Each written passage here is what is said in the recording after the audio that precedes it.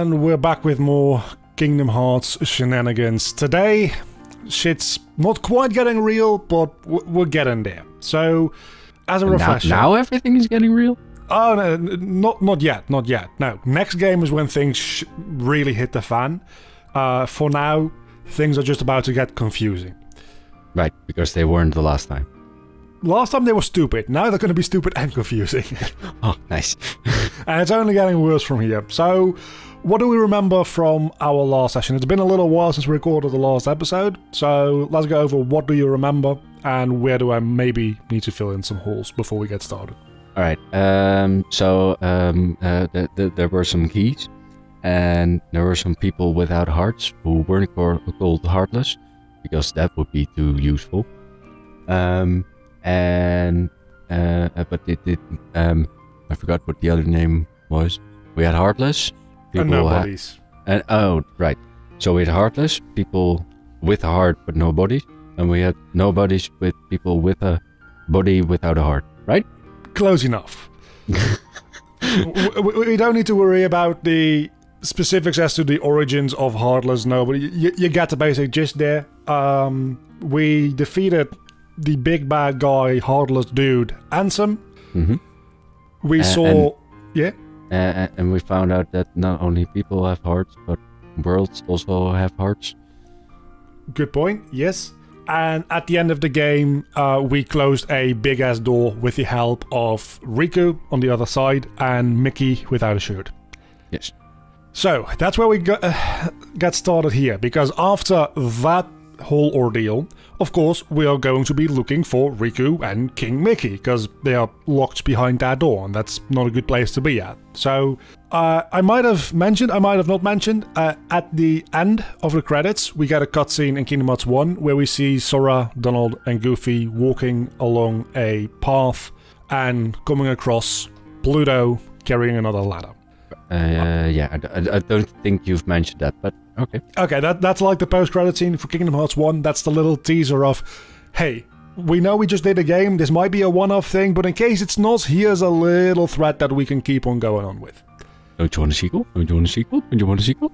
Exactly, and the sequel was released 2 years later, and we've been looking at the title the entire time, Kingdom Hearts Chain of Memories. Not Kingdom Hearts 2? No, that's an entirely different game. Because we've learned numbering things from Star Wars.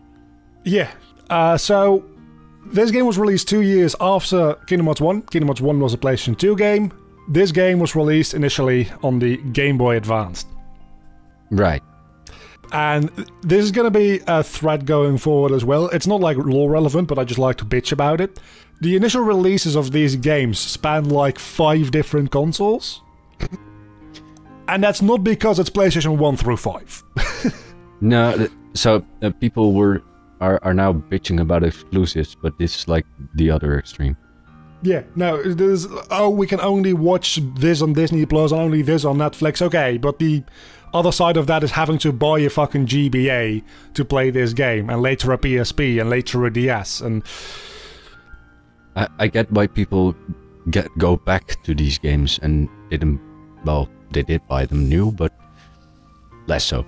These days, they all have a PlayStation 3 like combined disc where you have all the games, or PlayStation 4 actually, where you have all the games up until 3 just on one disc. So they've all been ported and remade and stuff like that. And that's why we're seeing the cutscene here doesn't look like a GBA game, obviously. That would be one heck of a GBA. That would be... The DS can't even render this. The 3DS can barely render this. So, I think a year or two after the initial GBA release, it was remade for the PlayStation 2 with full 3D graphics and stuff like that. And that's the version that we can play these days in HD on PC and PS4 and that kind of stuff. Right, so everybody who bought a GBA just to play this 2 years later, they were like, fuck you, here it is. Yeah, pretty much. But the thing is, at this point, Kingdom Hearts wasn't really as relevant as it is these days, so most people, up until way past the release of Kingdom Hearts 2, didn't even know this game existed. Right. Which is going to be rather confusing going into Kingdom Hearts 2. Because you're missing a pretty important chapter to the story. Anyway, let's get into that story, shall we? Yes. So, we go chasing after this dog, Pluto, because he's got a letter from the king, obviously. And we end up in a grassy field in the middle of the night, where they just lie down to have a nap, I suppose. Nice shot, though. Very nice shot. Sora wakes up because some kind of cryptic voice is saying weird shit to him. And it's this guy. I don't know if you can see it through screen share. Yeah, I can see the guy it. on the right in the black robe. Kinda looks like the guy from the first game, but not really. Yeah, he's also wearing a robe. It's very important to note that this is not the same kind of robe that that other guy was wearing. The other guy was more like a brown burlap sack. This is more like a latex-like trench coat. Like Matrix style. Kind of, yeah. Cool. It has a reason for being different. We'll get to that. Within this game, actually. So, this weird hooded dude is like, hey, Sora, I'm saying weird shit, you probably should come follow me. And he does. So, Sora, Donald, and Goofy end up in this weird-ass castle called Castle Oblivion. That's some Asher type shit. It is.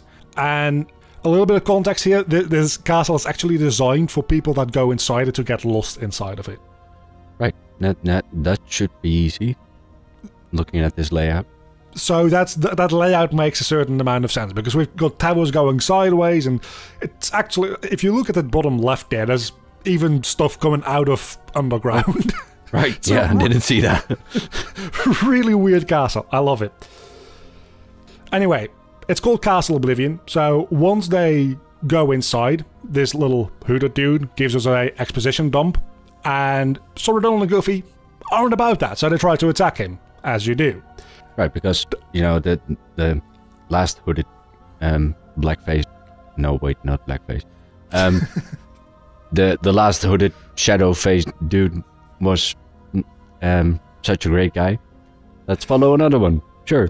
Yeah, they figured it out a little later than you did, and that's why they start attacking him, because they're not about all this cryptic shits anymore, until it serves the plot, and they are again. But they can't attack him. Donald tries to do some magic, nothing happens. And this guy explains, well, this is called Castle Oblivion. The moment you set foot in this castle, you forgot every spell, every ability you've ever known. Except, presumably, breathing and talking And a beating heart, walking. and yeah. But all the relevant combat shit, they've all forgotten that. All your actual skills. All your actual skills, the things that you can equip as abilities in the game, pretty much, it's a reason for you to be reset to level 1, is what it is. Yeah. So, this entire game has to do with memories. Let's just get that out of the way right now. And that's the whole premise. Everything here has to do with shaping things of memories, changing memories, working with memories, losing memories, gaining memories. It's all memory. Okay, so they're like millennials now, just... We're making memory. Yes, Right. they pretty much are. So, as we have that theme, you can see this robed guy has a card on it, and if you've played the game, which you haven't, you will recognize that as Traverse Town, the first world we visited in Kingdom Hearts 1 after escaping the island. Yeah. Yeah, now that you said it, I can kind of see it. Whenever it's relevant to see what world they're going to, because all the worlds we're going to be visiting are going to be through these types of cards, I'll make note of it. In general, the Disney shit is even less relevant here than it is in Kingdom Hearts 1, to the point where in the PlayStation 2 remake, all the Castle Oblivion cutscenes got voiced cutscenes, so they rehired the voice actors like 3 years later to come do the cutscenes for that. The Disney shit doesn't get that. They just get text bubbles. Right. Just So it get it out of the literally isn't way and- important. yeah. It's just, here's the gameplay, then we have story, then there's gameplay, then we have story. Anyway, the way the worlds work, we've got a card of Traverse Town here. That's a little weird. The way it works is this guy made that card from Sora's memories of Traverse Town. Mm-hmm. And when using that card on the door behind him, that little yellow looking thing on the right is a door. Going through that door will let you enter the world created from those memories. So you're not going to Traverse Town, you're going to a memory projection of Traverse Town. Right, okay. So far, that's nothing too weird, except the fact that if you actually play the game, some things are really weird because characters act different from how they did in Kingdom Hearts 1, but are based on memories from Kingdom Hearts 1. You're playing through the entirety of Kingdom Hearts 1 again. But That's slightly why would you different. make a new game? Except Tarzan, actually, because by the time they made this game, Disney didn't have the rights to Tarzan anymore. So Tarzan never shows up again. Right. So they basically remade the same game, changed some things, and blamed it on bad memory. Pretty much, but that's the thing, right? That's the gameplay portion.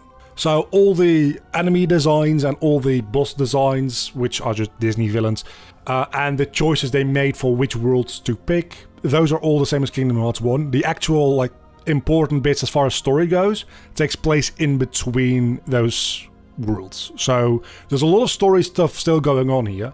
It's just playing through the game yourself rather than watching a cutscene compilation is playing through Kingdom Hearts 1 again with different mechanics. And I know this is a story-based explanation here. I'm going to go into the mechanics real quick because it's a lot of people hate it. Mm-hmm. Kingdom Hearts 1 is just a normal action RPG, right? You mash the X button and you attack until things around you die. Yeah. For some reason, they didn't think they could do that on the GBA, so they made this into a deck building game. Right. But not like you're playing Yu-Gi-Oh! Or Magic. It's still an action RPG, but every time you attack, you use up a card from your deck. So it's like... Oh, wait, no, that's not like Pokemon. No, there isn't really a good analog to it, honestly. It's quite unique, because it's kind of stupid. I personally don't hate it as much as most people, but it's really weird, because you assume the whole card thing comes from it being on the Game Boy Advance, but then the actual combat is still real-time and not turn-based. Which is it's just kind of weird. There's a whole lot of mechanics going on there with the enemies also attack with cards, and if your card is a higher number than their card, their attack gets cancelled, but that also works the other way around. So the whole card thing is unnecessary, and you could have just made some combos and a shit. Normal RPG, yeah. Yeah. There's no reasons for these cards to be here, really, other than plot relevance, and to that degree I have to give them credit. They actually like interweave plot and gameplay here, but not in a way that makes a lot of people happy. So just like the card he's holding is like the memory of that level, the memory from certain abilities are used in card form as attack. Pretty much. That's more or less the explanation that we're going with. And then how that mechanically works together isn't too relevant altogether, but that's the basic gist of it. Is Sora's forgotten all of his memories, but these cards allow him to do those things anyway. Okay, cool. So it's not like he takes the card, has his memory back, and then just does stuff? It's just he can do it because of that card, and then when that card is used up, he can reload his deck and then get those cards back and do it again, but he needs the card in order to do anything except dodging. Right. Because it would be really annoying from a gameplay perspective if you needed a card in order to dodge. So that's the basic rundown of what this game is going to be about. So we go through the first world, Traverse Town, as we see here, and then when we come out of that world, and this is going to be a thing that we do a lot, we do a world and then more stuff happens. I'm going to say that a lot, just get used to it. Because after that we run into a second guy wearing the same robe, but he doesn't have his hood up, because look at that hair, that would never fit in there. And it's just way too awesome. This is Axel. I think I have a better screenshot of him right here. This is Axel. We like Axel. Right. Wait, didn't we have an Axel in the last game? No. No. Okay. No, I don't think we... No. I'm just confused. Alright. Axel, fun guy. At this point in the series, bad guy, evil, but we still like him. Because he's cool. He's got neat hair. And nice eyes. And nice eyes. And he's got teardrop tattoos, so he's murdered 2 people in prison. Right. There's this little thing going on. It's not going to be plot relevant, but I feel like I should share a little bit of character traits here. After he introduces himself, he's like, "Hey, I'm Axel," and he always, when he like says things. Doesn't matter what it is, really. He ends it with, got it memorized. Like, he wants to... The original version of that is committed to memory. They changed it to got it memorized in the remake and all subsequent games, and the idea is that he wants people to remember him. Right, because the whole thing is about memories and stuff. Exactly, but that propagates throughout the entire series, and it's gotten to be his catchphrase at this point. Which is just... It's a weird throwaway, like, almost character gimmick from a GBA game, which is now his identifying trait. I mean, it's kind of sad if that's your identifying thing, like, please don't forget me. Yeah, and we'll get deeper into that in the prequel in about 5 games or 4 games time, where he also shows up, and he's already been doing that thing. So it's not like he comes up with that here in Castle Oblivion, that's just his thing. He wants people to memorize him. Alright, cool. Fun guy, though. We beat him up because he's a bad guy, and we earn more of those world cards. Just a bunch of Disney ones. Don't care about it. We're going to skip over them because they're boring and unimportant. They don't get voice cutscenes in the PS2 remake, as I explained before. Yeah, and basically the same from the last game. And they're basically the same from the last game, though. Just worse mechanics. So, just worse mechanics. So it's an objectively worse way to play through Kingdom Hearts 1 from a gameplay perspective. But Sora's sure they can take on those challenges of the castle, and Goofy agrees, just like they took on that other castle, which is Hollow Bastion, is Goofy talking about. Yeah. From the last game. And, but he can't remember the name of the castle they went to, while Sora and Donald just straight up don't remember any castle at all. So Goofy has some memory still? Yeah, so Jiminy also checks his journal. Sora doesn't remember. Jiminy, Cricket, you remember him? Easier. Sort of. He shows up he shows up a bit more in this game. And he checks his journal, because of course he wrote everything that happened in Kingdom Hearts 1 down in his book. So yeah. The guys can't remember anything. Jiminy's like, I got you, this is my job. Wait a second, my book is empty. Well, shit. Everything is written down. His entire life's work of Kingdom Hearts 1 is gone. It's blank pages all around. So there's some weird shit happening. Yeah. Let's see. After another world or so, the whole gang does another memory check, just seeing have we forgotten anything else, because like our memories are being a little foggy in this place. We're forgetting seemingly unimportant random shit, but we probably should keep on top of that. And good thinking. Right. Speaking of fucky, this screenshot does kind of scream like, "Hey, baby." Yeah, screenshots are not always great. Also, they're a little blurry in this case because I couldn't find a good HD compilation for cutscenes, and I didn't. Oh well. I didn't feel like recording like 3 hours of cutscenes myself just to get screenshots out of them. That would be insane. I mean, it's not like the graphics are any worse or better if they're SD or HD. That's true. It's just sharper, low poly models. Yeah, just sharper points, and which for Sora's hair specifically is actually like not irrelevant. Fair enough. Anyway, they do a memory check talking about how they're looking for the king, and Sora's looking for Riku, like they discussed at the end of Kingdom Hearts 1. And Sora also gets his good luck charm, which Kairi gave him. I don't know if you remember that. Kairi gave him that star-shaped good luck charm. Right, yeah. And he uses that saying, I'll always remember my friends, I'll never forget Kairi because I've got this fucking thing. So they do remember, like, the last thing they did? They remember, like, just life memories and stuff like that. They just don't remember how to do combat at this point. Right. It's just combat-related abilities that they forgot how to do. Because, but they also forgot the castle thingy. Yeah, but forgetting those things a little bit more slowly. Right.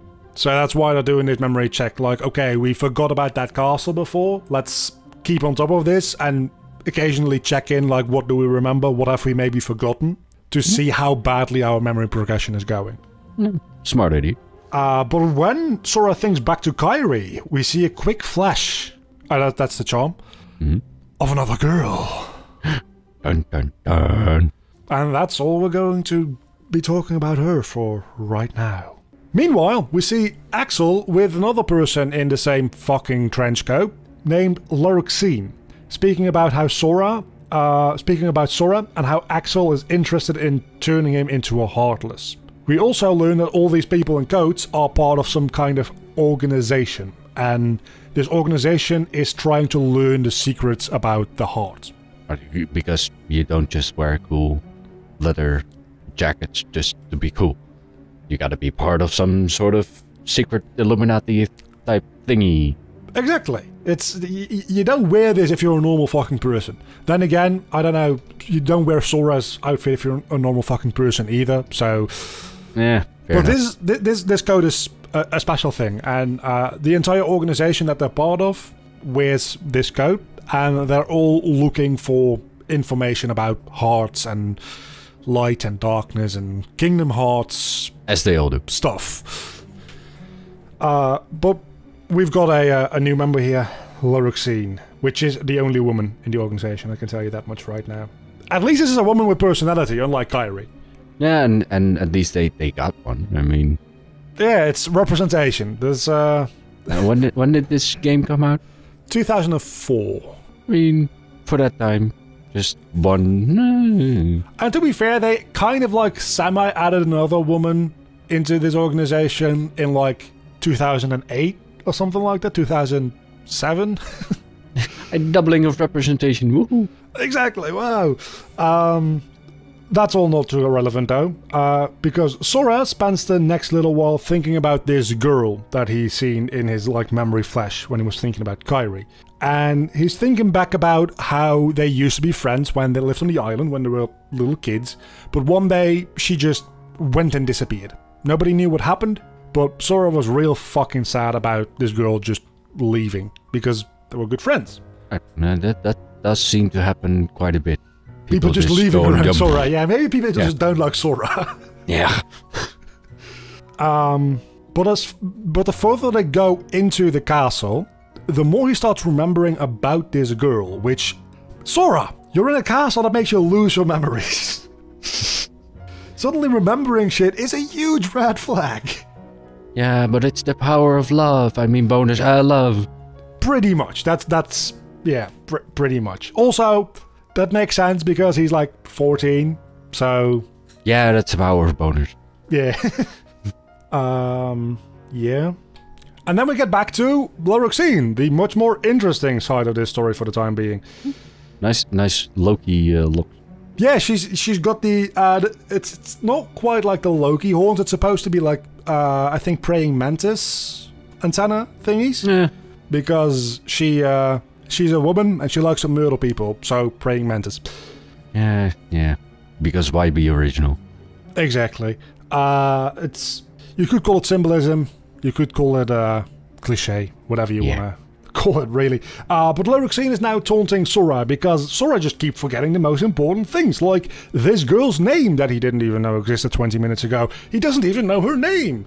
And Lurkseen is clearly taunting him for it and just making fun of him. But after seeing Lurkseen messing with the good luck charm that he got from this girl, he suddenly remembers her name, being Namine. Wait, he also got the charm thingy from the other girl? We'll get to that. Question. Yeah? Do you think we've got enough people in black robes? Nah. Good, because this is Vexen. Holy shit. Vexen is a scientist, so he's carrying some sort of research out here in Castle Oblivion. And that's all for now. I mean, that does look like some sort of Lex Luthor type research he's doing there, but sure. It's not ethical research. There's no way any board would have approved of this. Right. Because that's why you got a secret organization. Exactly! Anyway, we do another world, and... In the last game, we had a guy experimenting on people in his basement, and... This is not much better. Right. Okay.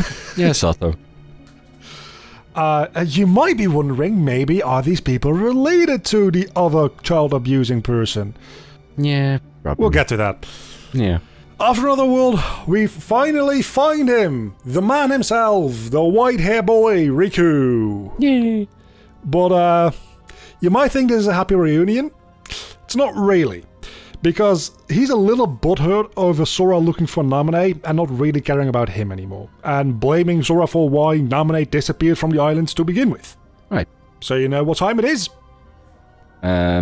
Stupid card-playing fighting game time? It's Dark Riku time! And indeed, stupid card game boss fight time. Yeah. So, for the rest of the game, we are just going to see Riku in more or less only this outfit, because he's a dog etchy boy still. Mm-hmm. And then, this is... Usually I go over cutscenes in a, this is what happened, and I'm not going to go into the nitty-gritty details and exactly quote what's being said. I will do that here for a moment, because next scene we have Axel talking to Namine. And he asks, hey Namine, how much does it, this is not quoting yet, how much does it suck to see your childhood friends fighting over you? And then he goes, quote, you have my sympathies, from the heart, which Namine reacts to with great shock. She's like, what the fuck? And then Axel follows that up by saying, and I quote, we nobodies can never hope to be somebodies. Important here being nobodies is capitalized, so it's a proper noun. Right. So that's their organization name then? Maybe. Oh. Meanwhile, back with the gang, they're talking about Riku and trying to talk some sense into him. They're friends after all. Sora, Riku, Namine, all three of them. Right. That's where we're going to leave that. The organization is having a bit of a talk amongst themselves and letting us know they don't actually have hearts. And the leader of this group shows up. That's Marluxia, the grumpy-ass looking motherfucker. Thank you. Again, unfortunate screenshot, but he looks very grumpy. Also, this is a guy. Right, yeah. But he looks fabulous. I mean, it's about 2004. Sure, anything can... whatever. Very much ahead of its time. It's Japan, though, so fair enough. Yeah. So after a little bit of arguing about Vexen's project being a failure, the one he was researching on, the scientist guy, Marluxia tells him to fight Sora because we need a new boss fight. So he goes and fights Sora because we need the boss fight. And he gives you a world card after that. And this one, I specifically made a screenshot of him holding the world card because this one is actually relevant again. We've gone through most of the Disney worlds at this point, so we're approaching endgame content here. Right. And this is Twilight Town. Not Traverse Town, it's also TT, but this is Twilight Town. And that's a world we haven't been to yet. Is that where all the edgy vampires live? Luckily not. It's actually a really fun world with really good music. Nice. But that's weird, right? Because all of these worlds are made up from our memories, and we haven't been to this place yet. Right. Vexen explains to Sora that that's because these cards, this specific card, is made from memories from, and I quote, the other side of Sora's heart. Wait, hearts have sides? Yep, something along those lines anyway. Okay. That will become more apparent in not this game. About 20 years time, probably. Well, more like 2. Oh, okay. But still, it's vague for reasons. Let's see. Hold on a moment. So yeah, they go to Twilight Town, and there Vexen shows up again, seeming a little too eager to just straight up go and murder Sora, because the organization is trying to control Sora. They want to have Sora for their own goals.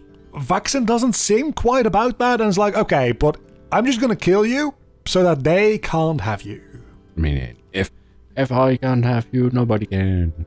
More or less. And Axel gets sent to murder Vexen in a pretty gruesome way for a children's game, honestly. that does look like quite the head explosion, yeah. I don't know if it's coming from his chest. It's not quite his head. His head is I don't know if you can see my cursor. Yeah. This is his head up here, and this is the origin of the blast. So it's not quite his head exploding, but...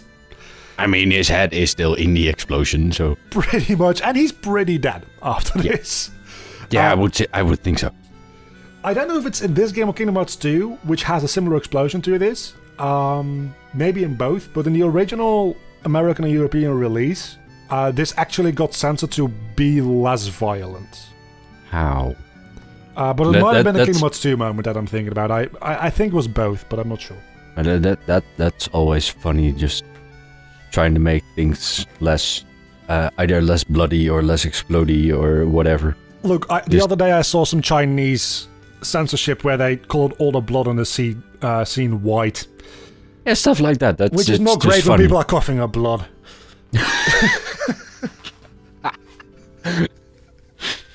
I mean, for something like this, you can just make it purple and it's magic and done. Yeah, now the way they made it less violent is you see those little like tentacles of flame coming from the inside to the edge of the orb. They removed those, so it's only like one burst of fire and not sustained, constantly burning and exploding. Which it's weird that is like the line that they took. Yeah. Like because one explosion in your face, that's fine, but a prolonged explosion in your face, no. And it's still not that long. It's like half a second, and then we cut to another perspective, and then when we cut back, he's like fading away. I totally agree with you. Making this like purple would have been the better way to censor it. The issue is, if it was purple, it wouldn't be fire magic anymore. It'd be darkness, because darkness is purple colored in this universe. Purple and black. I mean, whatever, just a different color. Make it green, I don't care. That would work, but then we have the issue that Maleficent's magic is green fire. Right. So you'll run out of colors to change this to real quick. Just make it a bullet. Well, we did have that gunblade in the last game, so that's not actually out of the realm of possibility. Anyway, Vexen fucking gets murdered by his accomplice from the organization, Axel. And Sora goes, "What the fuck are you people?" And time for some exposition dump. Not even.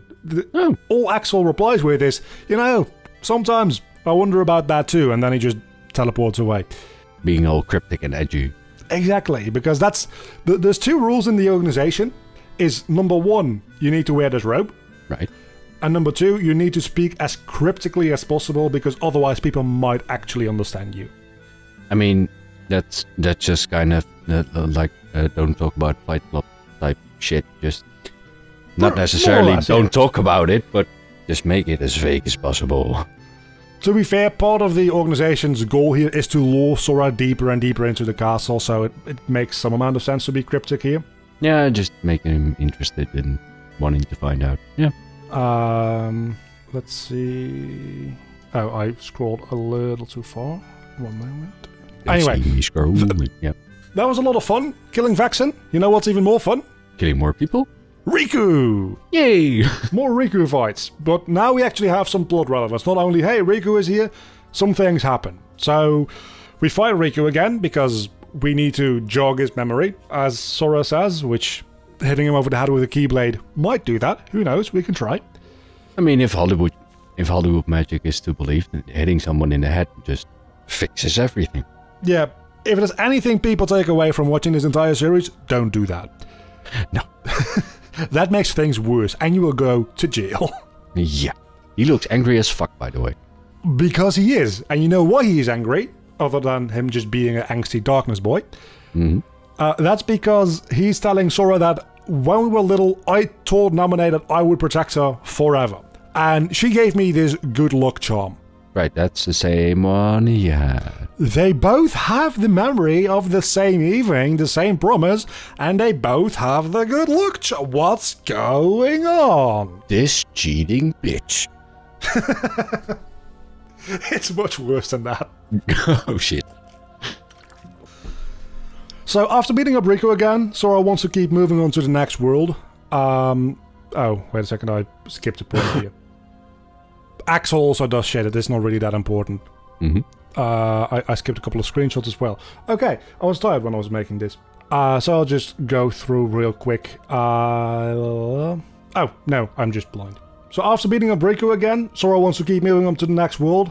He's just got a new card, but Donald and Goofy aren't so sure. They're like, you know what? We're actually like following these people, being cryptic. Maybe we should just slow down and think ahead more than 1 or 2 steps at a time, because so far we're not doing so hot. Right. And when you're in a situation that Donald Duck and Goofy are the more responsible people, you might have something to think about. Yeah, and Sora feels kind of intimidated by the supreme intelligence of Donald the Duck and Goofy the dog, and he tells them to just go fuck off, and he goes into the next world all by himself. I mean, fair enough.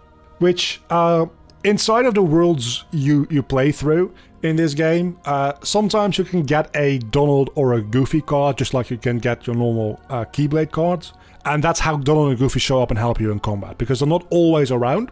It's just when you get those Donald and Goofy cards, they come in and help you, and then they fuck off again. Right.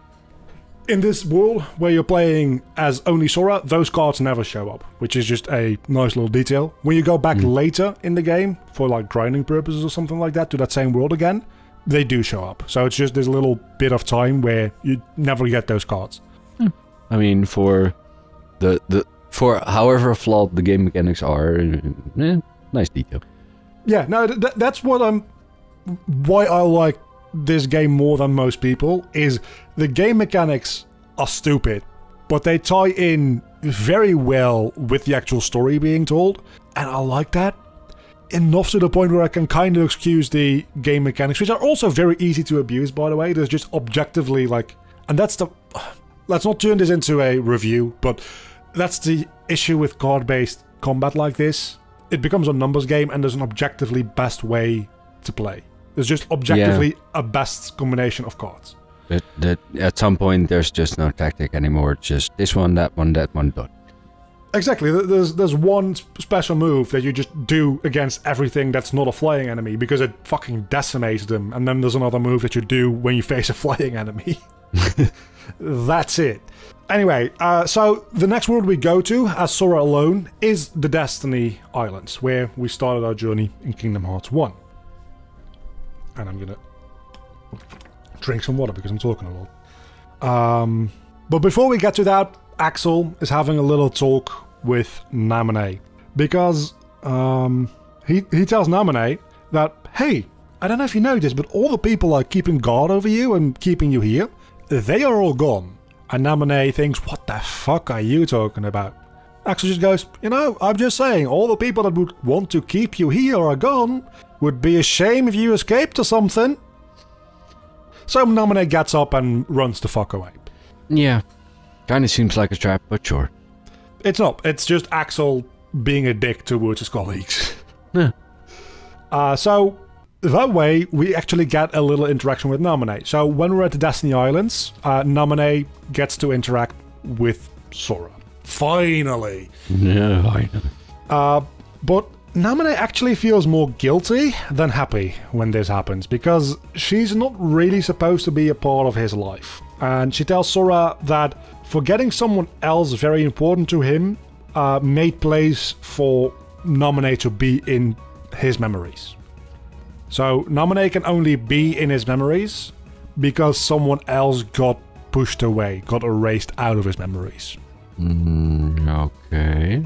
That someone else being, I forgot her name, but the characterless girl from the first game. Kairi. That's Sora's forgotten all about Kairi. He's even forgotten that he forgot about Kairi.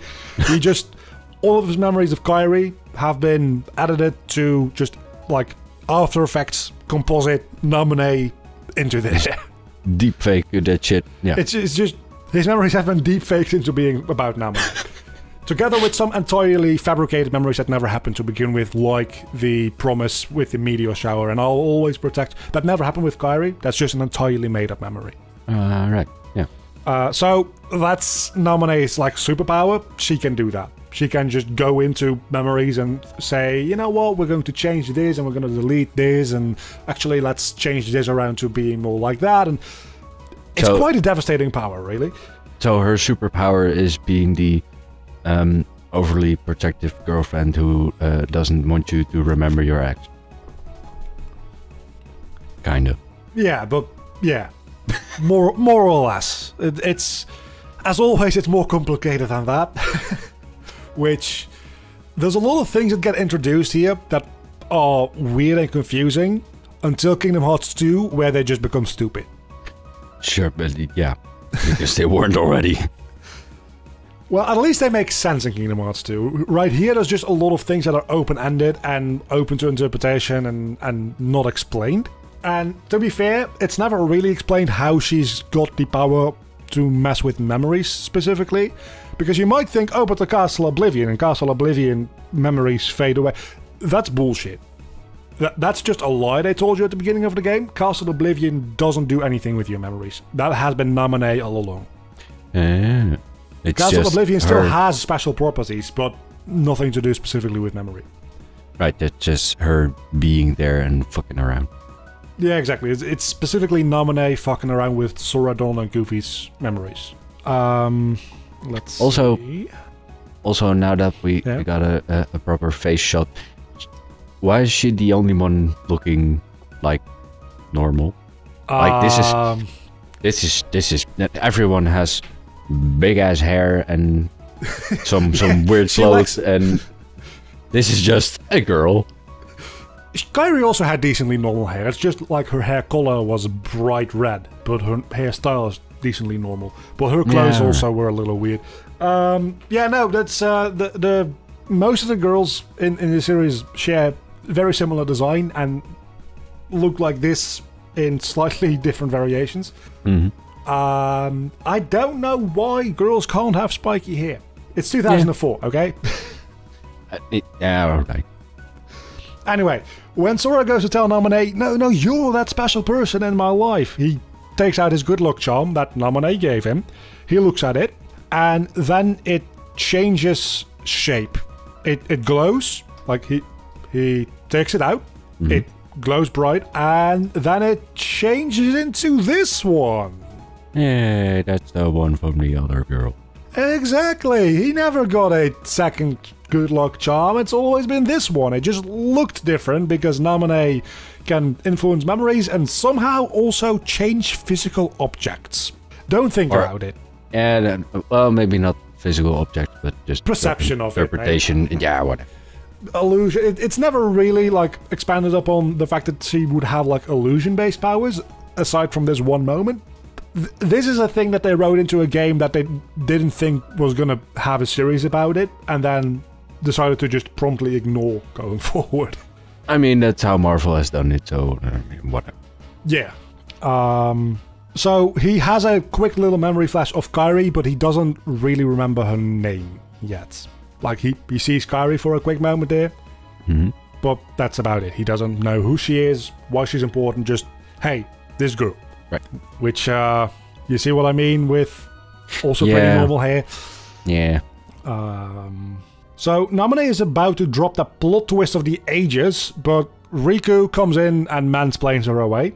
Because again, it's 2004. We can't have girls being smart and having personalities and stuff. Exactly. So Sora gets beaten the fuck up by Riku, and just when Riku decides, okay, I'm gonna fucking kill this bitch, by which I mean Sora, Naminé does a thing to Riku, and he dies. Oh, damn. He just falls to the floor looking very, very dead. Wait, maybe she can make you forget how to breathe? Maybe. That's some fucked up shit. It's a pretty fucked up scene, because you see there's this little like visual effect with it, together with a sound effect on like his head, and then he just fucking falls over like this. And you can see Sora is not about it either. He's like, is that contagious? Holy fuck. I'm gonna stay away from that. That's COVID. Fucking amazing. Anyway, which is a great moment for Laruxine to show up again, because we like Laruxine. And she drops the bombshell on us that wasn't Riku. Riku isn't dead. Don't worry. Oh. That wasn't Riku. That was a replica of Riku made by Vexen. That was Vexen's big experiment going on all this time, is making a somewhat perfect replica of Riku. He's cloning? For now, yes. Right. For later on, it gets complicated. Because why would anything stay simple in this game series? For the time being, it's kind of like he made a clone from Riku, but instead of using like DNA, they use memories to make the clone, because Kingdom Hearts logic. Yeah. And Namine was an important part of doing that, so she can erase memories and create new ones. So with her power, they could like fill this new creation with whatever memories they wanted. That's not what I wanted to do. Well, anyway, all this information being revealed to Sora kind of ruins the plan to turn Sora into a mindless puppet for the organization, because now that he knows, he can like resist it or something, I guess. I don't know. They just kind of change plans, and Loroxine thinks, you know what, this plan's failed, I'll just go kill Sora. Yeah. And Sora is kind of just letting that happen until Namine gets in front of Sora like, no, I fucked up big time here. I didn't want to do any of this, but I'm not gonna let you hurt Sora any more than I've already hurt his brain. And obviously, I mean, look at this face. Does this face look like a pretty, like, small blonde girl in a white dress is gonna intimidate her? Nah. No. So she just bitch slaps the hell out of Namine, and Sora doesn't take that particularly well, so he kills Loroxine. Right.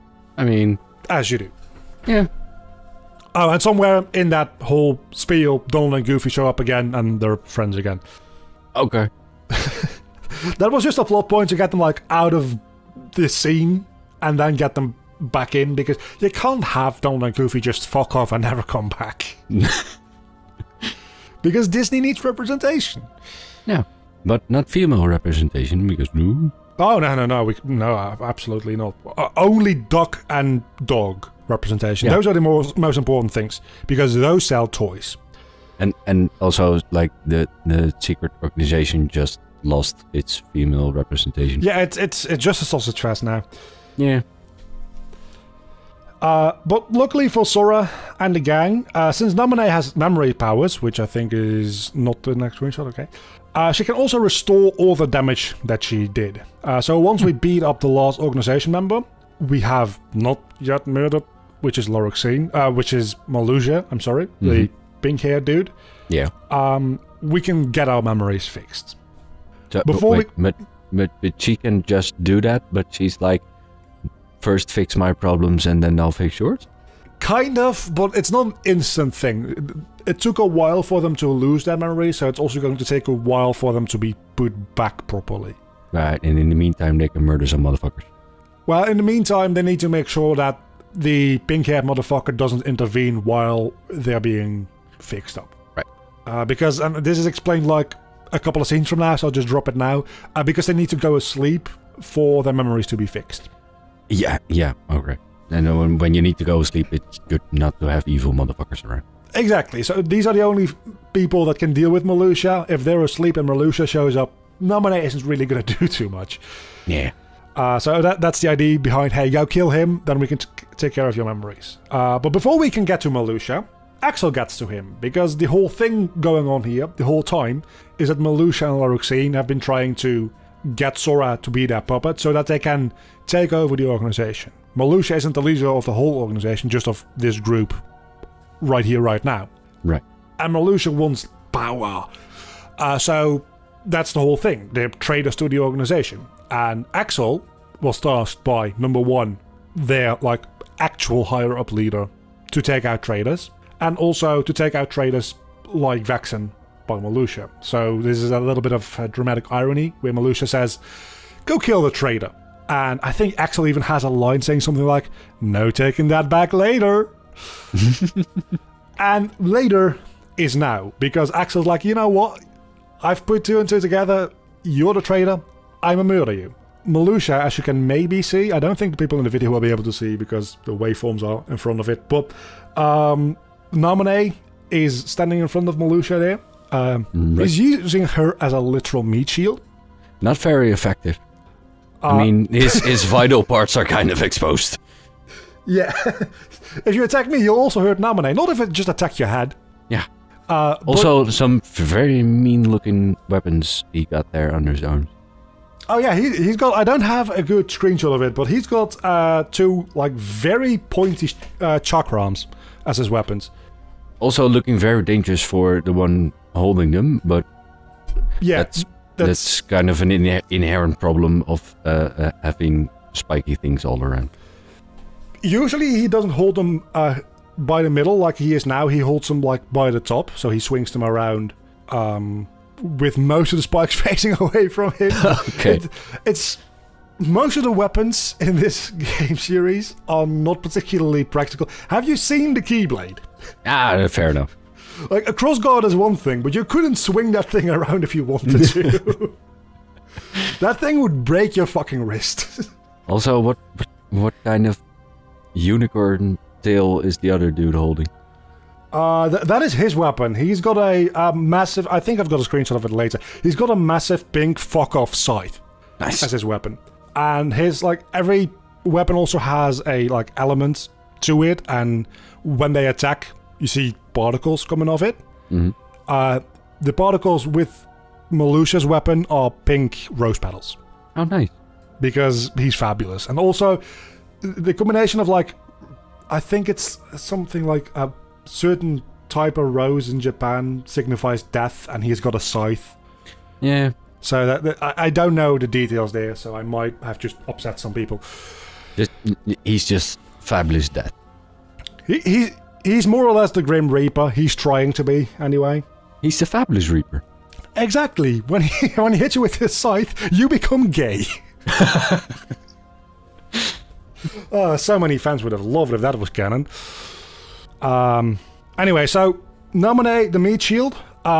Axel's like, yeah, I don't really care about that, but of course that is exactly the moment Sora shows up and goes to beat up Axel, which is a fun second to last boss fight, because after that it's finally time for Malusha. Riku Replica shows up again because apparently he wasn't dead.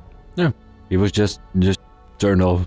He was just turned off and turned on again. Now he has his old memories back. He knows he's a replica. Huh. He didn't know that before. He's learned that now. So when he shows up and we say, "Oh, Riku," he says, "No, I'm just a replica." Like that, and that's his whole personality from now on. I mean that's kind of convenient because the whole cloning thing, who's the original and blah blah blah dilemma is just solved. Just he knows he's a replica and it's done. To be fair, his whole personality from here is I'm a replica. What's my place in this universe as somebody who's not an original person? Yeah, that it's quite kind of fucked up. Yeah, it's quite an interesting little character arc he goes on after this. Because he is very distinctly not Riku. Like, he looks like Riku, he's got Riku's powers, but in like personality and everything else, he is very much his own character. And looking for that is what his character is. But he's based on his memories, so you would think he at least kind of would think like him? It's kind of, yes. To a certain extent, he is Riku, but he's also, because he's self-aware that he isn't Riku, that's quite a big bombshell to drop on somebody. And that would change who you are at like a fundamental level. Yeah, fair enough. Anyway, so he shows up and says to Sora, you know what? I'll protect Namine. You go beat up fabulous gay boy over there. Mm-hmm. So we go do that, and we kill Malusha, and I don't have screenshots of it because it's not lore relevant. It might be, actually. I only now realize this. I'll show you afterwards, and I'll throw up a image on screen right now for people watching this. His boss fight, there's 3 parts to his boss fight, and the first part you're just fighting him one-on-one human scale. Mm-hmm. The second part, he's sitting on some like floating boss type enemy, which has 2 versions of his massive fuck off scythe as the weapons. But there's also like a white hood with a face underneath, and then in the third part of his boss fight, that enemy becomes like the guardian for Malusha in that fight. Again, I'll show you the pictures afterwards. Yeah. There's distinctly, in both of those designs, a white hood with a face underneath, and that's gonna be important in about 20 years' time. Oh, for fuck's sake. It might be. You know, the thing is, that might be important to current day Kingdom Hearts. And this was released in, well, that design specifically was released in like 2006. So it's not quite 20 years, but...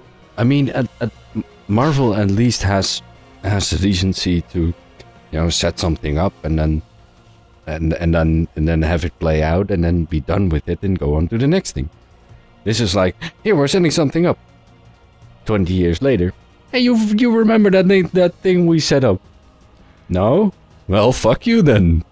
Yeah, it's it's not necessarily that it's going to be super relevant to understanding what's going on in the years going forward, but it is a connection to what current day characters are going through and what's happening in the presumably the next couple of games.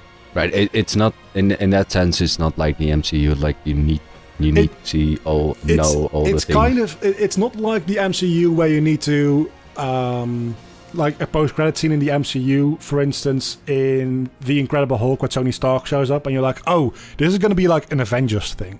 It's not like that. It's more like in Iron Man 2, I believe, there's a screen where you can see the Hulk going on a rampage. Right. That would have been Iron Man 1, actually, then. Something like that. But it's one of those little details that if you're watching really closely, you can see, oh, wait a second, there's like a reference to the Hulk here. And that makes it a bit better. I mean, that makes it a bit better, but it's still like 20 years removed. So it's kind of like if you saw a image of Thanos in Iron Man 1, like in the background just somewhere. Yeah. And even that wouldn't be so bad because that was just 10 years. So really what it's like is it's like if you in Iron Man 2 would just see an image of like Kang in the background. Yeah. That's what's going on here. You better have some fucking loyal fans. So it's more of a reference than a setup, but again, we'll get over that at the very end. I'll just show you the pictures real quick. Just so that they might be somewhere in your mind when we eventually get to that point. In about, like, a year. Yeah. By the time we finish this, the next Kingdom Hearts game will likely be out to cover for us, so... I mean, that would be nice as a wrap-up, and yeah. It probably won't be Kingdom Hearts 4, though. Wait, 4 is what's coming out? There is one trailer for Kingdom Hearts 4 so far. It's going to be a PS5 game, obviously. But there's also a mobile game for early 2023, I think. Right. Which is the next Kingdom Hearts game, and after that, presumably it's 4, but we don't know. These people can't count.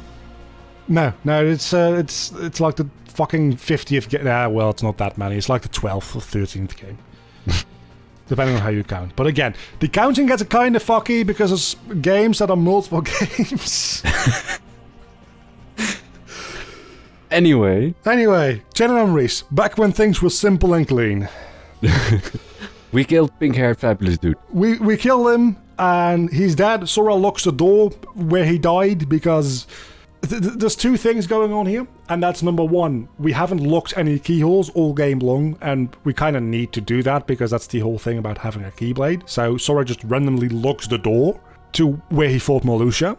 I mean, if you don't want to clean up your mess, just exactly. It's not my castle. I'll just lock the door. If somebody else can worry about that. What's actually happening there, and this is a thing that I think a lot of people don't know because a lot of people didn't play the GBA game, and retroactively this doesn't make sense anymore. In the original GBA game, I don't think they kill Marluxia. I think the thing going on there is that Marluxia is too powerful for them to kill, so they just lock him in that room. And presumably he just eventually dies in that room, which is horrifying. Yeah, dying of, like, no, not starvation, but... It will be thirst. Yeah, thirst, yeah. It would be like a week, but it would be a very long week. Oh, man. So yeah, Sora doesn't just murder people, he also torture murders people. Yikes. But that is pretty much it. So Namine can restore all the memories back to the way they were, but Sora will forget everything that has happened in this game. Alright. There's actually a bit of reasoning behind this, which is that memories aren't singular things. I mean, that's just true in real life as well, right? If you remember one thing, that then leads to remembering another, and another, and another, and another. And that's just like how neural pathways are connected to each other in your brain. Yeah. Naminé's power isn't necessarily to remove these memories, but she can rearrange those pathways for them to suit better to how she wants those memories to be remembered. Right, and if you put them back, then all the new ones, all the new pathways become inaccessible because they're not there anymore. Exactly. The memories will still be there, but they aren't accessible because of the way the pathways work. It's not very dissimilar to neuroscience, but it's neuroscience from somebody who googled neuroscience for 5 minutes. Yeah. Yeah. Together with some magic, so we can excuse it. Sure. So Sora has a choice. Like, okay, you can remember me, your new girlfriend, or you can go remember that old bitch, but you'll forget about me. And Sora goes, you know what? You can go fuck yourself. I'm gonna go to sleep. You fix my memories. I mean, fair enough. He's a little bit less mean about it. He's nicer about it and saying, you know, when I wake up, I'll come find you and thank you, and then we can be real friends instead of all this memory hijacking bullshit, which is very sweet of him because she definitely has no right to be treated this well at all. Wait, did Spider-Man No Way Home kind of steal this ending? In a way, the thing with Spider-Man No Way Home is that the difference here is Sora can either choose to remember his adventures in Castle Oblivion and forget everything prior to it, or keep his memories from prior to it and forget his adventures in this game. Whereas No Way Home, it was either everybody forgets about me or everybody fucking dies, which is more of a non-choice. Sora has a bit more of a choice here because it only impacts him. Yeah, right, but more more of the thing where it's like, I'll forget you, but then I can find you, and yeah, the thing is, Sora does in some way eventually find Naminé, whereas, I mean, if we get a new Spider-Man like trilogy with Tom Holland, he's definitely gonna somehow end up with MJ again, because that's just gonna happen. But at the end of No Way Home, at least, he decides, you know what, you're better off without me, which, fair. Yeah. We can do an entire Spider-Man podcast at some point if we wanted to, because there's definitely going to be more, and there's definitely going to be a Gwen Stacy, and she's definitely like either going to betray him or die, and then he's going to go back to MJ. It writes itself. Yeah. That's the difference between Kingdom Hearts and Marvel. Is in Kingdom Hearts, when you start a new game, you have no idea what's going to happen. Marvel, 3 movies from now, I can tell you exactly what's going to happen. Yeah. It's still good shit, though. Oh, yeah. Most of it. Yeah, most of it. So, of course, Sora chooses to get his own memories fixed, and to keep that promise to go find her, Jiminy writes in his journal to go thank Naminé. Just being all cryptic and fuck.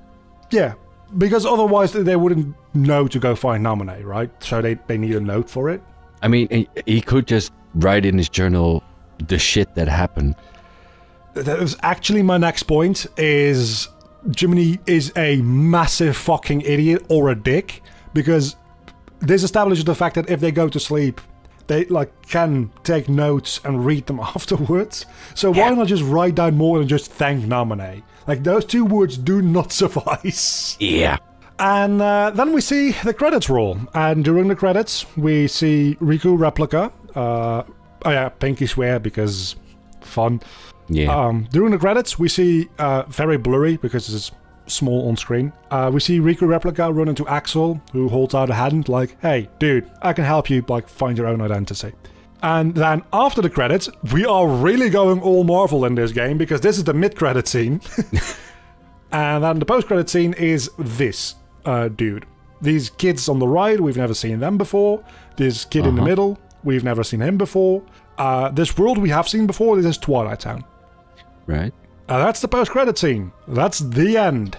Just like, here's a level you've been through and some people you don't know. Yep. Nice. Except, fuck you, there's more.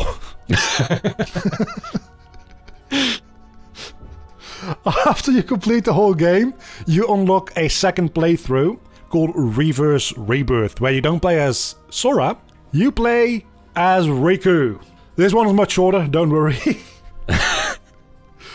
So Riku wakes up in a weird void and gets handed a card very similar that we've gotten used to by now, out of his memories, presumably, as well. It's never really explained what Riku does with these cards, because he doesn't lose his memories, but he still uses cards. Right. Because the gameplay style has been established that it's... Yeah. It would have been way more fun if Riku actually was, like, different in his playstyle, which to a certain extent he is, because Sora's playstyle is you can make your own deck. You can mesh cards together any way you want, as long as you follow a few rules. Riku actually has a pre-made different deck that you cannot edit for every world he goes into. Oh. So there is some difference there, but the fact that he's using cards makes no fucking sense. Also, is it at some point explained where the hell these cards come from? Not really. It's said that they were made from people's memory, so they say, I made these cards from your memory, Sora, or this card comes from your memory, Riku. It's cards that come from the memory. Where they physically come from, magic. Okay. No, there's not some kind of memory card printing machine thingy. No, it's not like Castle Oblivion in the basement has some like huge ass room where these cards are just being printed 24/7. Would be nice. That's not the case. They just materialize from magic and memories and stuff. Right. Speaking about the basement, that is where Riku is. He is going through the basement. Well, this is not the basement of Castle Oblivion, but it'll do for now. He's going through the basement. So Riku and Sora never actually run into each other for real. The only Riku we've seen in Sora's story was the replica. Uh-huh. That's because Sora's going from ground floor up, and Riku's working his way from the basement to the ground floor. Right. So they're there at the same time. They never meet. So Riku starts in the basement, and he hears a voice as he goes through the castle, which guides him up through the different levels. And the voice keeps telling Riku to use the darkness and fall back into the darkness until the voice is eventually revealed to be who else but Ansem himself. Apparently, very much not dead after the last game. Yeah. Which gets a bit fucky because he is kind of not alive, but he's using Riku to come back to life because parts of him are still inside Riku. Kind of like a Horcrux, I guess. Don't think about it too much. Ansem is back. Right. And at the same time that we see the reveal of Ansem, we also see a little glowing ball protect Riku from Ansem's darkness. And that little glowing ball is none other than King Mickey the Mouse himself. And we don't see him for the time being. It's only a glowing ball. Where the hell did he came from? Well, he's not actually in the castle at the moment. It's just like him spirit projecting his light power or something like that into the castle to accompany Riku and to defend against Ansem's darkness. Cool. Because apparently he can do that again. Never happens again. Seems like a fucking useful power to have. Yeah. Then again, they can pretty instantly travel across the universe as it is usually, so why he doesn't do that here? He's projecting. Right. So in the basement room, because we're in the basement, so there's dim lighting, we see two new organization members that we haven't seen before. These are all new, and these are the people Riku will be dealing with. And their names are Zexion and Lexeus, or Lexius. Zexion is the emo-looking dude on the right, and Lexius is the strong, stoic type on the left. Okay. This is gonna be really stupid. Oh, this is gonna be stupid. Zexion has picked up a scent in the basement. A scent that is very similar to their superior. So their, like, commander-in-chief has a certain smell about him, and there's a smell similar to that in the basement of the castle. So yeah, in this game, and only in this game, darkness is described to have a certain smell to it. And people's darkness have signature different smells. I don't know this for sure. I am still convinced that this is a translation error in the original GBA version, because I can't imagine that the budget for that was particularly high. And everything about this smelling business just screams to me that it's supposed to be sensing and not smelling. Yeah, that would make more sense. Because that makes way more sense, and it never comes back that darkness has a smell. So what I think happened, my own conspiracy theory, I don't know Japanese well enough, not nearly, to confirm this, so take this with quite a bit of salt, not just a pinch. What I think happened is the original GBA version mistranslated it to being smell, and then the English version remake went with that original mistranslation rather than retranslating the entire script when there was more budget allocated. Yeah, I mean, if you've translated it already, then why the hell would you do it again? Exactly, but I think that there's a mistranslation in there, because I refuse to believe that this whole thing about smelling is on purpose or accurate. But you would think that there are at least one of the original Japanese developers would speak a bit of English and would be like, that's not what we meant. Maybe, but in like Kingdom Hearts nowadays, and Kingdom Hearts 3 was a huge release worldwide, right?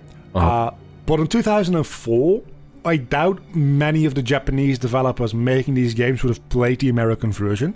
Yeah, fair enough. Yeah. So I can definitely see a situation where there are some things that changed between the GBA version and the PlayStation 2 version. Like I said, Axel saying got it memorized originally was committed to memory, because that's a more literal translation of the Japanese text. Yeah. But then they decided, let's make that a catchphrase, and it didn't sound good, and they changed it. So that's an argument against, but again, I think it's just fucking weird that this is all based on smelling darkness, and there's a line later on which I've made a note about, which makes me think that's even more the case, because it's a really fucking weird line. So let's get moving on so that we can get to it, because it's cringy. Also, can I jump to conclusions already? Yeah. He recognized the smell or sense or whatever. Is that because evil dude from the first game is still inside the other dude?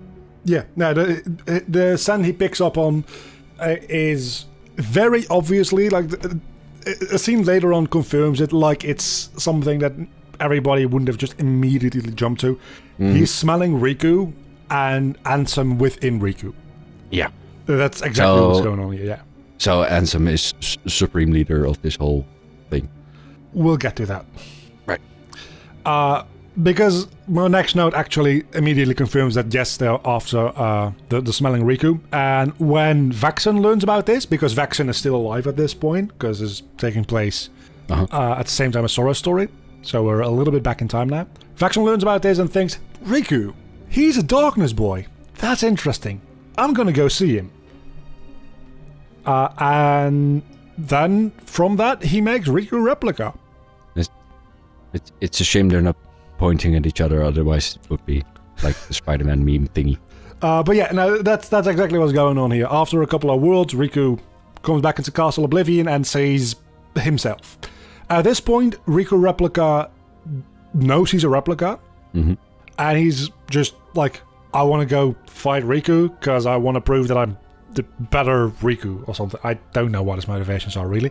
I mean, you get quite a identity crisis thingy, so I get it. Yeah.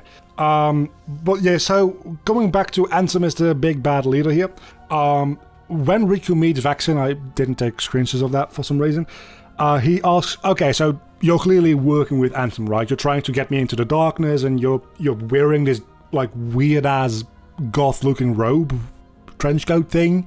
You're with Ansem, right? That just obvious. And Vaxen says, well, yes and no.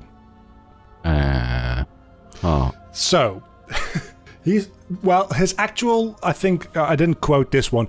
I think the quote literally is, well, you're half correct.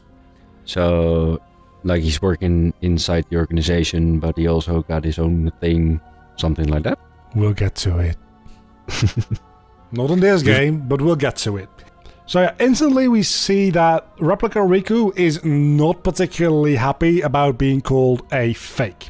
He thinks, I'm not a fake, I'm just as good as you, but also he thinks he's actually better than the original, because where Riku fears the darkness, Replica Riku embraces the darkness. He likes darkness, he doesn't fear it. So for that, he is better than original Riku in his humble, fake opinion.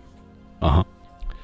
And that's kind of like the dynamic between the two. Riku's like, I don't know if I want darkness. Replica Riku's like, yeah, that makes you weak. I'm better than you, so you don't need to exist anymore. I'm gonna kill you. And then he fails in killing Riku. So soon after that, though, Sora really is getting going in Castle Oblivion, and they need Replica Riku for their plan of luring Sora deeper and deeper in. But they can't do that with Replica Riku being all like self-aware and stuff like that. Yeah, that would be altogether too much. So what they do is actually kind of fucked up. Is they wipe him entirely clean. All his memories are absolutely just yeeted away. Oh dear. And they build up a entirely custom-made new personality and new set of memories for him. So he just gets a clean install of personality? Yeah, he just gets he just gets a clean install of his personality, but with some changes to it. So before he was just Riku that knew he was a replica. Now he doesn't know he's a replica. He thinks he is Riku, but he also shares some of the fake memories that are implanted in Sora, such as that promise with the good luck charm we saw in the earlier story. Yeah. That's one of those fake memories that is planted into the replica Riku to make conflict between him and the real Sora, as well as making him forget he was a replica in the first place. So they just wipe him clean and rebuild him from the ground up, and it's kind of fucked up because you can really tell when that happens that replica Riku is scared as fuck. Well, which as you would be. To be fair, if you get wiped of all your memories, you basically die. Yeah. So, yeah, Namine, still glad that Sora's being a good guy, but you really don't deserve it. So, for a little bit of context, Replica Riku is now made, but this is around the time that Vexen dies. So, Vexen makes Replica Riku, and then promptly, like 5 minutes later, get killed by Axel, which we've seen in Sora's story. Right, because, you know, when you've done your thing, now you can fuck off.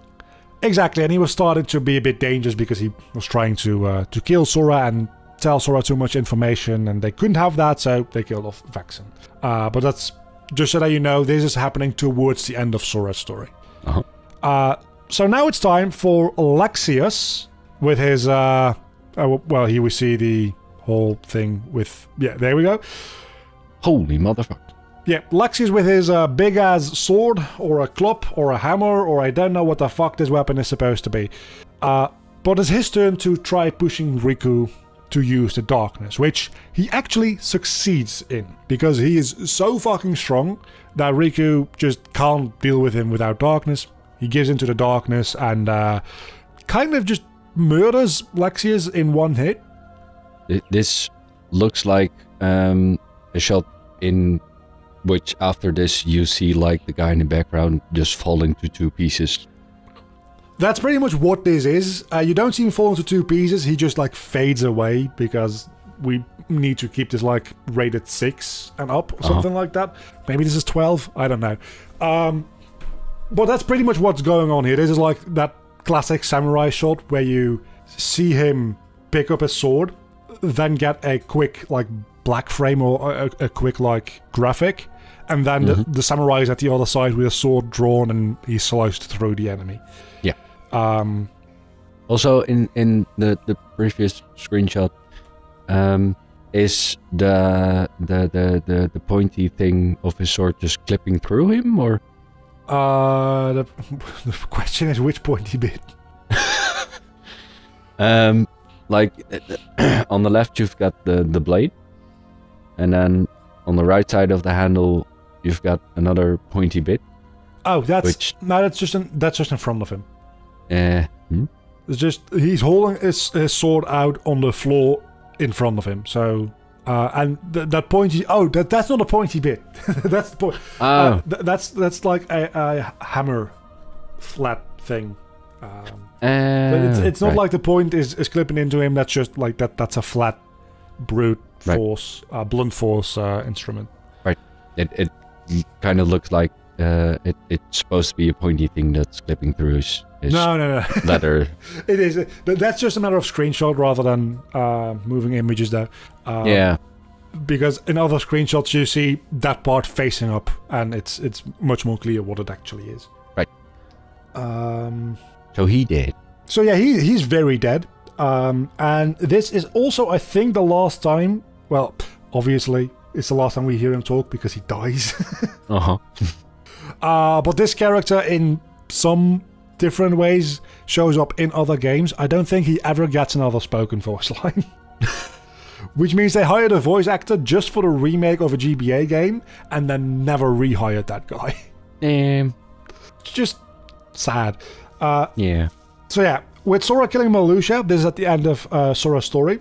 Riku's need or usefulness for the organization's kind of gone away, because the idea here was that Riku is a powerful darkness dude if he were only to use it. If we can coax him into that, we can set him on Marluxia because the people in the basement here are aware that Marluxia is betraying their organization.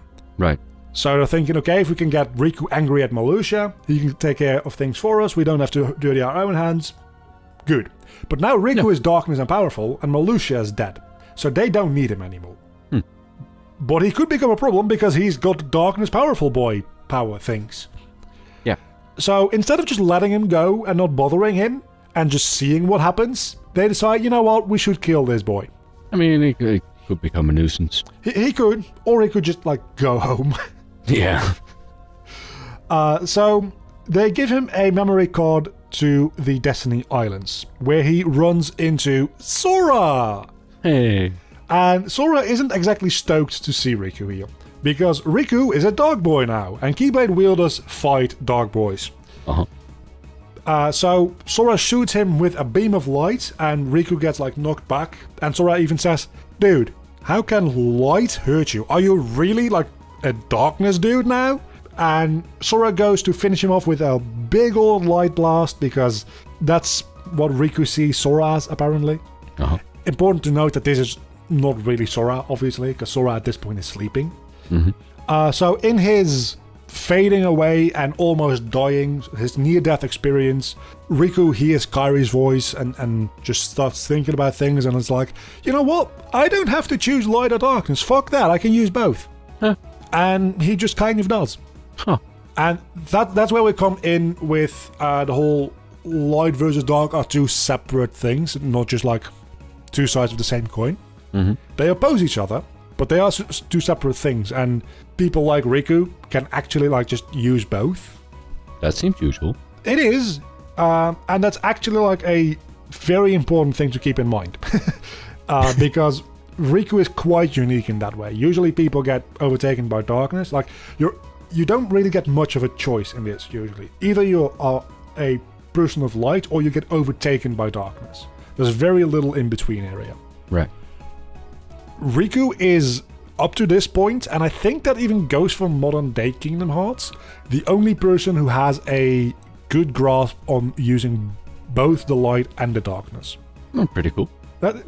Yeah, he should be the main character. Yeah. He's not, but he should be. we get a way better candidate for main character even like in the next game though, so Sora should die, honestly. Yeah. That being said, I mean, yeah, you can't have your main character be too interesting. You kind of need him to be sort of a blank slate. That's the thing, though. He's not enough of a blank slate to project yourself onto. He's got enough personality to the point where he is a character. He just doesn't have a lot of depth until like a couple of scenes in Kingdom Hearts 3 where he gets a bit of depth.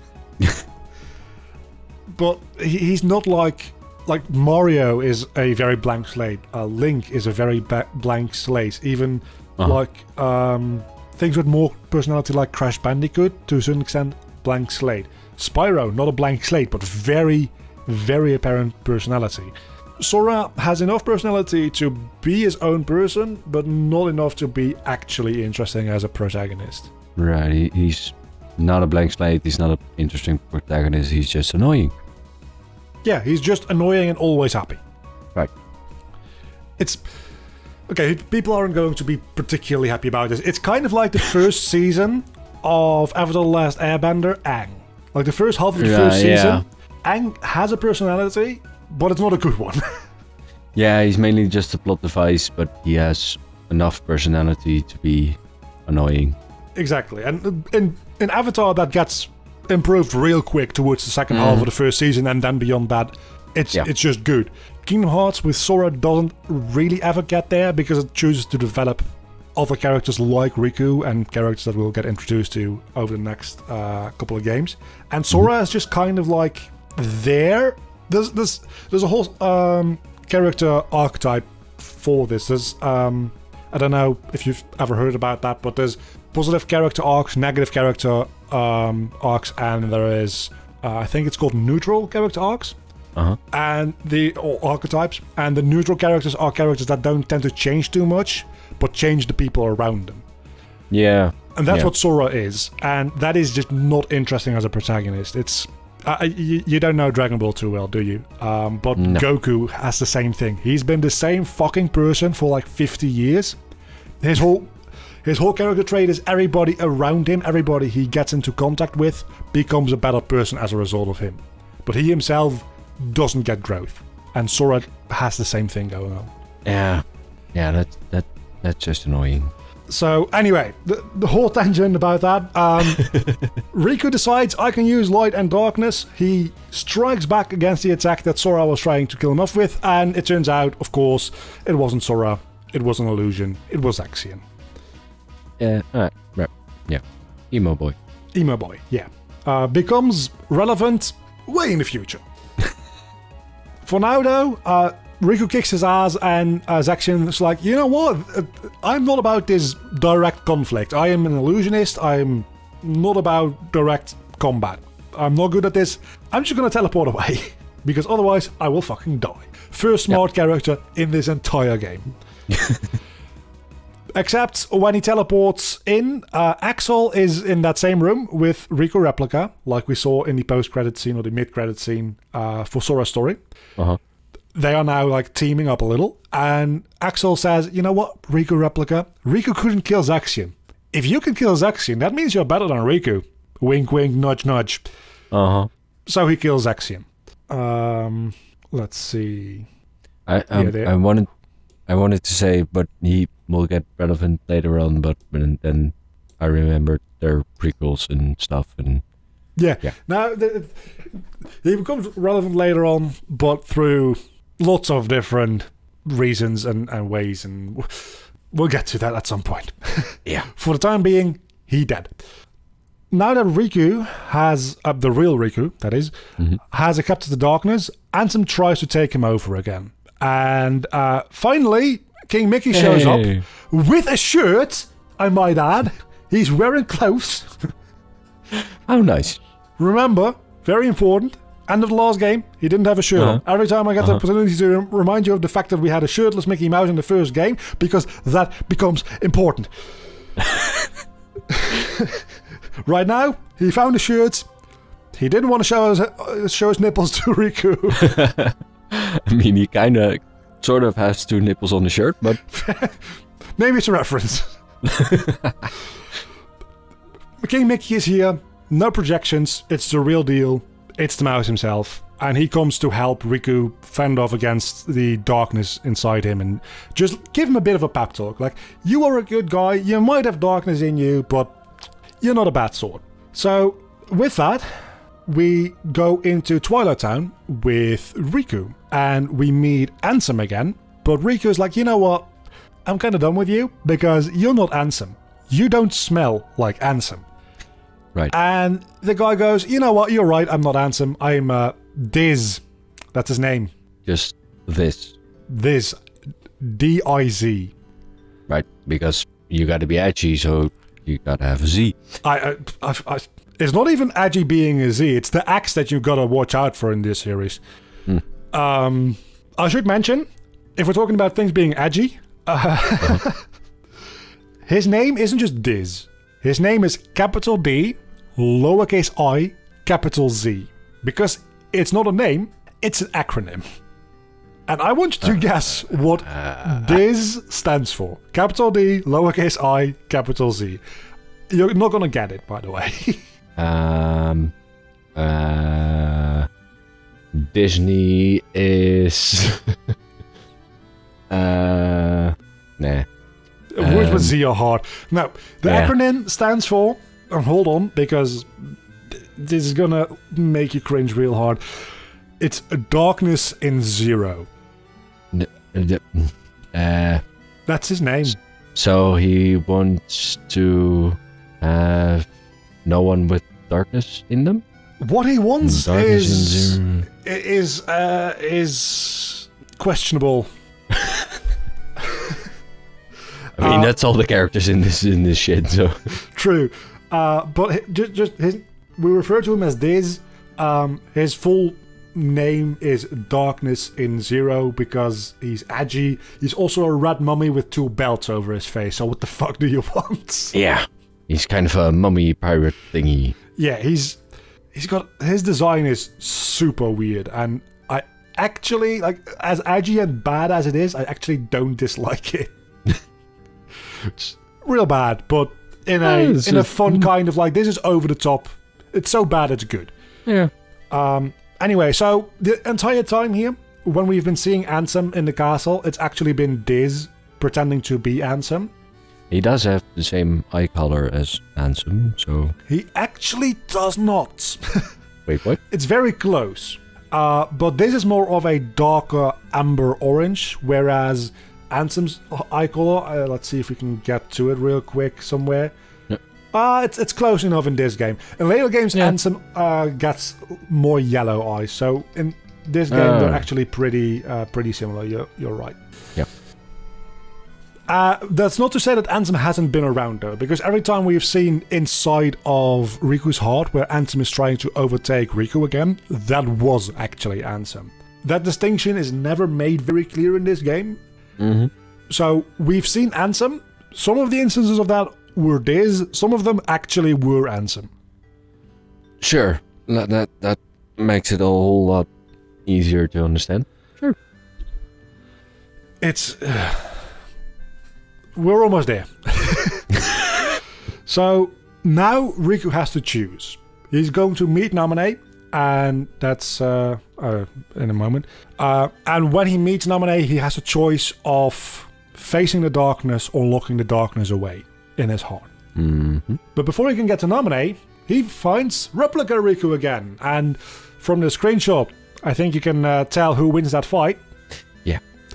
Replica Riku dies in, honestly, a pretty sad scene. The thing about this, like, retrospective lore dump I'm doing here is you're not experiencing all the smaller character beats and the pacing out of the story because there's gameplay in between and stuff like that. So a lot of the character moments I can't replicate 100% faithfully because I'm just going over the story real quick. Mm-hmm.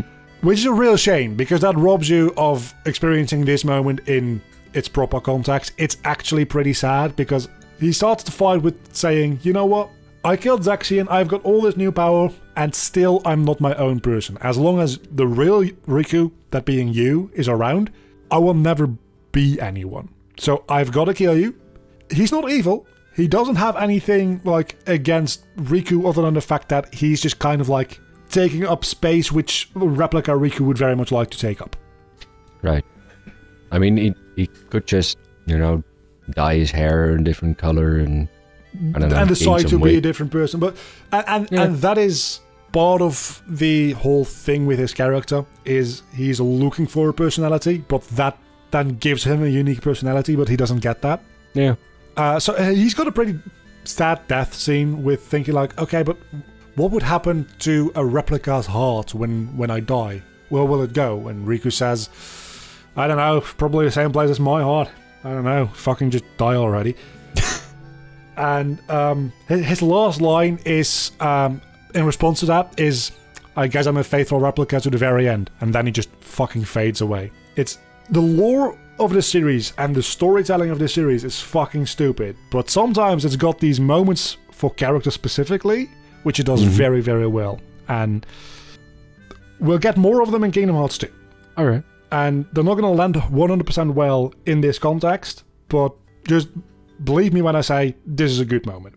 So yeah, then we get back into Castle Oblivion. We talk to Naminé, and this is where my problems come in with the whole smelling darkness thing.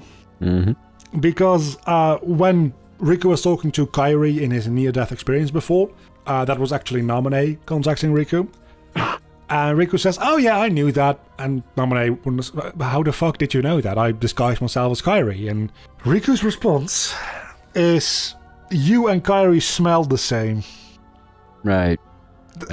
So they use the same deodorant? Somebody had to proofread and approve this script wherein this teenage boy says to a teenage girl, you smell like this other teenage girl. Right. And I don't like it. I wish to forget that this ever existed. But now you have to live with this burden too. Yeah. Anyway, let's move on real quick from that, because we run into Diz again, and he gives... I could have sworn I had a screenshot of this. Apparently not. Well, this is Diz in his full costume, by the way, because just his face wasn't bad enough. Looking like some sort of pirate mummy priest thingy.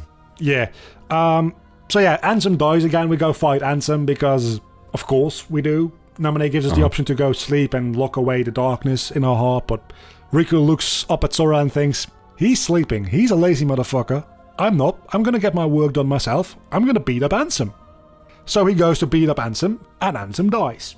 Obviously. Okay. After that, Riku gets given the same robe that all the organization members have been wearing the entire time. The black robe that we've been seeing.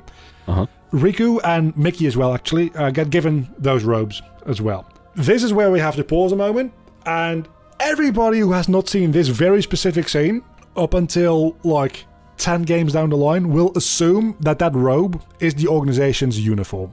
Yeah. It's not. What? It's just a piece of garment. It's just clothes that repel darkness. So the reason that the organization is wearing it is because they're moving about and dealing with darkness so much. They need to be able to repel the darkness. We see a bunch of other characters from a bunch of other time periods wearing those cloaks as well throughout the series.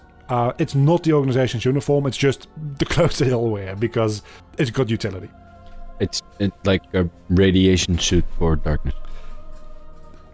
Pretty much exactly, yeah. So, as I leave Castle Oblivion, Mickey, the goddamn mouse, and Riku, the goddamn emo boy, are wearing those cloaks. And we're going to be seeing them wearing those cloaks for a little bit going forward. So, they finally reach outside of Castle Oblivion, they're free again, and they end up at the same place where Sora started the story. It's like poetry, it rhymes. Wow. But Diz is standing in the crossroads, and he asks Riku, what do you choose? The road to light, or the road to darkness? And Riku thinks, you know what? This is a crossroads, that means there's a way just straight ahead. So he chooses the road to dawn. And we roll the credits. For real. And we see Axel with that weird kid from before in the credits, as the mid-credit scene. So what we know now is that kid is in Twilight Town, and Axel knows him. Right. Wouldn't you like to know more? I guess we'll find out in the next 20 years or something. It's a Kingdom Hearts 2 thing. Oh. So it's the next game. But that's the end for real this time. We've made it through Kingdom Hearts Chain of Memories. Yay. But, I mean, those post-credit scenes, at least Marvel has the decency to set something up and not just be like, here's a person in a place. Well, bye. You say that, but think back to Multiverse of Madness, because that's literally the post-credit scene of Multiverse of Madness. And Eternals. Eternals is that the guy with the sword? The Eternals post-credit scene is, oh, well, that's true. I think that's the mid-credit scene. But that's just like Thanos' brother shows up, like, hey, I exist. Oh, yeah, right. And then at least that's a person and at well, I guess the other, yeah, okay, yeah. Well, that's a person related to somebody we already knew, and we know how they're related in that scene itself. Well, that's fair enough. Multiverse of Madness still just throws a weird-looking woman at you and calls it quits. Yeah, okay. And the that nephew of Thanos. That's, I mean, we know that because we follow internet stuff. But if you just seen the movie, you still don't know who the fuck that is. I think in the movie he says, "It is I, whatever his name is, brother of Thanos." I think, or his little valet says it. The little dwarf dude that's with him, that's drunk. He does say his name. I'm not sure if he actually says that he's related to Thanos. Well, it could be. Either way. Anyway. That weird blonde kid, we'll get into that in Kingdom Hearts 2. For now, Chain of Memories, we've made it through. From here, things get a little bit more understandable again, if not convoluted and stupid, but more understandable for a while. Right. Because we still have, like, 20 years to get through, so... We've made it through to that 2004. Next up, we have Kingdom Hearts 2, which I think is 2005, which is pretty close after this. And then we go... Well, we'll get to that. For now, impressions on the series so far. After the first game, there was a lot to deal with. Right now, of course, there's also a lot of new info to deal with, but you've got 2 games in now. We're about like 10% into the series. Now more. 20% into the series. Let's just say 2 games out of about 10. 20% into the series. What are your impressions so far? It's just weird seeing as someone who doesn't know the series but does know all the Disney properties, it's still weird seeing like Goofy and Mickey doing magic stuff. It just doesn't seem to fit into Disney canon whatsoever.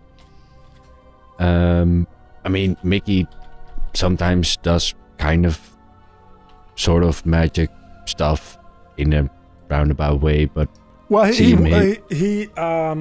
and this is actually a thing that comes back later, but Mickey was in Fantasia. He was the Sorcerer's Apprentice there, which kind of works back into him in Kingdom Hearts 2 and in the prequel. But I do agree with you. It's really weird. And when we get to Kingdom Hearts 3, there is a scene which doesn't have really much spoilers in it, so I'll just talk about it, where it's shot for shot remade in the Frozen world, the Let It Go scene, of course, because of course. Of course. Gotta milk that shit. It's not even just a rip from the movie, but they remade the entire thing. Perfectly timed, perfectly posed, perfectly in engine. But Sora, Donald and Goofy are there. It just sometimes cuts away to them. Yeah, I mean that's kind of the point. It's just, I mean, it's fun to be having interactions with these now childhood memories, back then more recent memories of these films. That's a fun concept, and to have that within an overarching story is nice. It just doesn't seem to fit in the Disney world. I am so excited for Kingdom Hearts 2 because there is a moment in Kingdom Hearts 2 which encapsulates this entire thing you're explaining so well, and I can't tell you what it is because I don't want to steal away the moment for the next episode because it is absolutely amazing. Everybody watching that knows Kingdom Hearts will know the exact scene. I mean, the rest of the story is we didn't see that much of the Disney stuff in this one. The rest of the story, it kind of makes sense. There's some just dumb decisions and weird contradictions, seemingly, but it kind of makes sense in the same way that something like Harry Potter makes sense. in that they have a time travel thingy at some point, and then they never use it again because having a time travel thingy in a story kind of ruins your story. Just like having a spirit projection thingy. Do you think time travel is a bad plot device?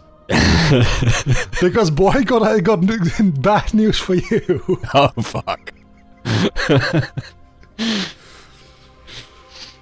But in the same sense that in this game, the spirit projection thingy from Mickey kind of seems useful, and then just never shows up. No. Yeah, you did at some point when you make a story at this scale over this amount of time, you're gonna have things that just, you know, please forget that, because otherwise all tension is gone. So that's fine, but and also this being the second game, then how far ahead are they actually thinking? That's kind of a good point, because Kingdom Hearts 1, they didn't know they were going to make more games. They were like, if this takes off, we can do that, but especially on Disney's part, that was a huge gamble. Yeah. So Kingdom Hearts 1 is relatively well self-contained, as we went over last time. It just has that Pluto scene at the end, which, again, I don't think I included. No. That's the only thread that really, like... And the fact that they didn't live happily ever after at the end, of course. But the story itself was pretty much wrapped up with openings to continue on. And you can immediately see that in this game, they knew that they were also developing Kingdom Hearts 2 at the same time. So a lot of things are brought up and then not resolved within this game. And you gotta sell those sequels. Exactly, and Kingdom Hearts 2 does that also, but to less infuriating extent, I would say. But every game from then on does that, where it throws things in and doesn't resolve them because it will get resolved in the next game, where that next game resolves that issue, but throws up the build-up for the next issue for the next game. Yeah, you get I keep referencing to the MCU, but they have the same problem over there, where it's just instead of having self-contained stories and then a crossover, it's just like here you have a thing and maybe we'll do something with it, or maybe not, but you'll see in the next movie or in the next year or whatever. At some point, people to keep that metaphor, it's kind of like at the end of WandaVision, which at this point is like 2.5 years ago. Yeah. What the hell is White Vision up to? It's been 2 years. Yeah, right? Exactly. That's what Kingdom Hearts does in every game at this point. Like, I mean, that's fun at some point, but that does get quite infuriating. It is fun if you are closely following story development and stuff like that, and you like to speculate about things. And for marketing purposes, it does keep people talking about your shit. Oh, absolutely. Absolutely. It just gets infuriating from a writing perspective at some point. Anyway, that's... yeah. Also, fun. A fun concept to have the ending and then be like, "Ha, fuck you! It's not the ending." Also, not the only time they do that. Oh yeah, I'm sure about it.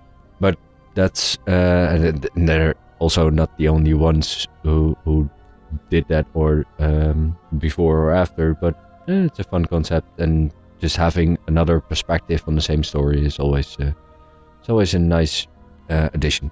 I feel like you're going to like the prequel game, because the prequel game is told over 3 characters, which all have their separate campaigns.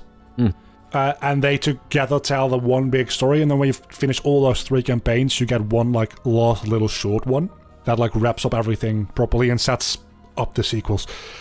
But that's going to be a little while from now, because we need to do Kingdom Hearts 2, then we need to do 2 DS games, and then we get to that. So it's going to be a little while. Right. Before... I'll guess We'll get to that. Yeah, we'll get to that. Before we leave off, I'm showing you real quick the images of the final boss fight with Malusha. That's the white hooded guy. That's the second form. So that's the huge ass enemy he's setting up on. And I'm not seeing anything. I'm putting it in the Discord chat because I can't put it in the. Right. I still had the thingy on full screen. Yeah. Right. And then in the final form, it turns into that. That's just an angel of death. It is. And that may or may not be relevant going forward in 2024, 2025-ish. Jesus fucking Christ. So just putting that out there, because just in case this does become relevant in any way, shape or form. And if it doesn't, it's still a neat reference to something that happens in, I think, 2019. I'm not going to remember by the time we get there, but... No, but I'll reference back to it, and... Yeah. Much like Sora's Memories of Castle Oblivion, there won't be any connections, but it'll probably still be somewhere deep down there. Yeah. And with that, I'm going to leave you to get a new brain or something like that, because I think I must have run through like 3 years of your lifetime in these 2 hours. Yeah. And we'll be back next time with Kingdom Hearts 2, the third game.